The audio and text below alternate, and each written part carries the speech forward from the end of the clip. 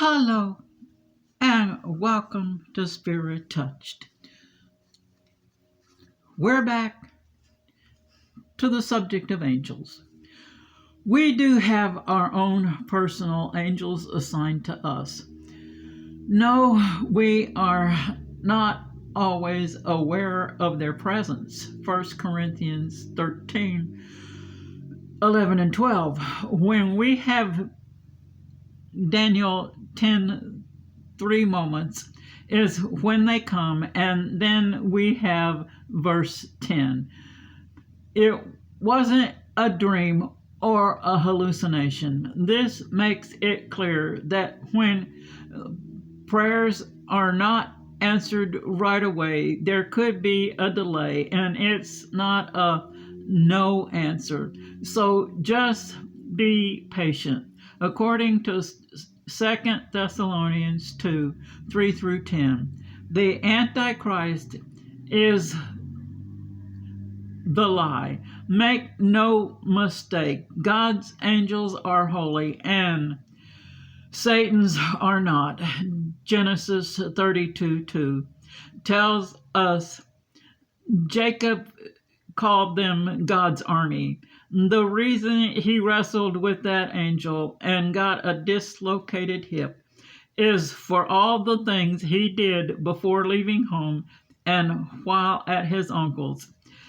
His two wives were also his cousins, so that's incest. Genesis 32:24 through 30 tells us what Jacob said after that wrestling match. Now check out what Hosea said centuries later in Hosea 12:3 through 6. Moses was 80 when his adventures to the promised land began. So don't ever think you're too old to serve God. That burning bush is important because it showed how God makes his wishes known. In Numbers 20 verse 16 is another, and Isaiah 63:9 tells us a reason why. Angels bring God's message, but they never detract from it. Angels cannot preach the word. Only believers can do that. That's according to Acts 8:26. The night of the handwriting on the wall in Daniel 5:25 through 27, at that Babylonian banquet, they were committing the sin of materialism and desecrating sacred items of God. It was Gabriel who dislocated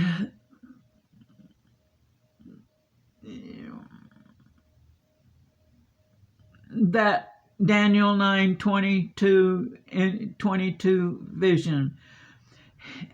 As the angel who gives God's promises and or words of encouragement, they give us hope. They lift sagging spirits, and they let us know it's going to be all right because God is in control and he loves us. When they come down to it, their missions with those powerful wings, it doesn't take very long to get here. Can you imagine what those tired shepherds thought when the night sky lit up and angels appeared and were singing their song? That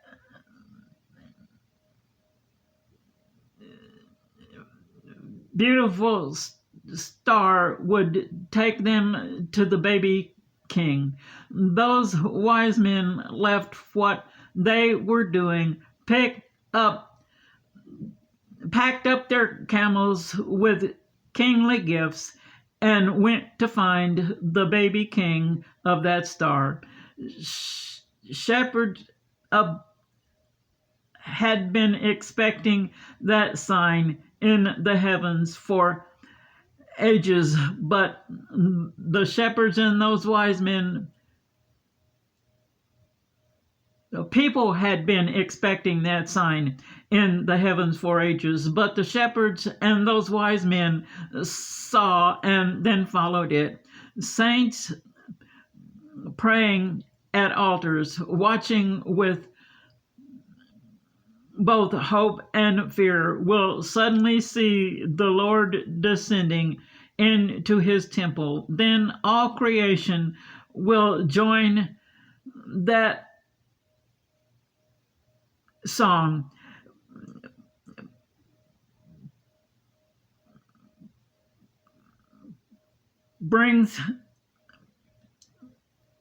Will join that awesome throng and sing along with the Holy Trinity and the angels to forever sing to the three in one. Can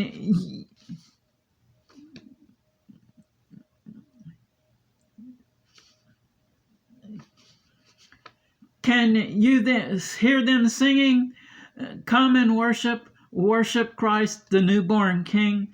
When angels are not on missions, they are before the throne worshiping the Lamb. We need to get a strong hold on what angels do. They are always close by and ready to help whenever Satan attacks.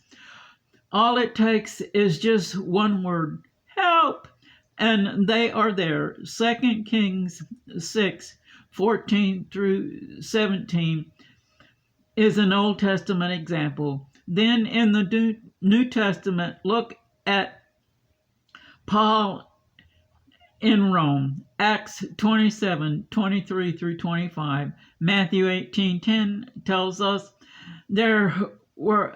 it was angels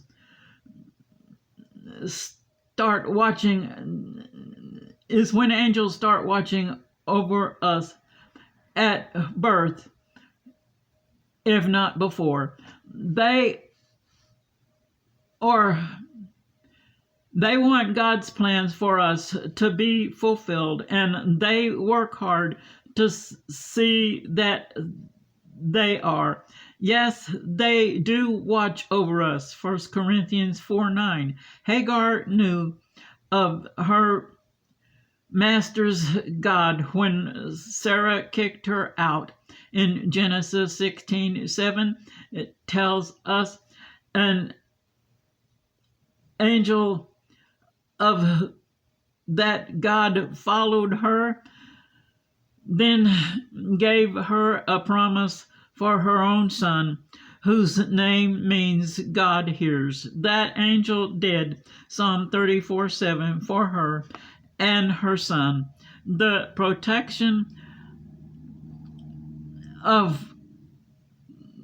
the angels give us is just one part of the goodness of our God. Satan promotes a religion, but it's not true faith, and all his prophets are false. God's angels are never selfish. Acts 12:5 through 11. Sometimes deliverance does come through death, but that night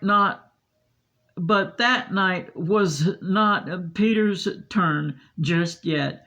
Peter's deliverance that night is called divine intervention, and that's part of what angels do when we're in dire need. You may send your prayer request to heanswerstwo@gmail.com.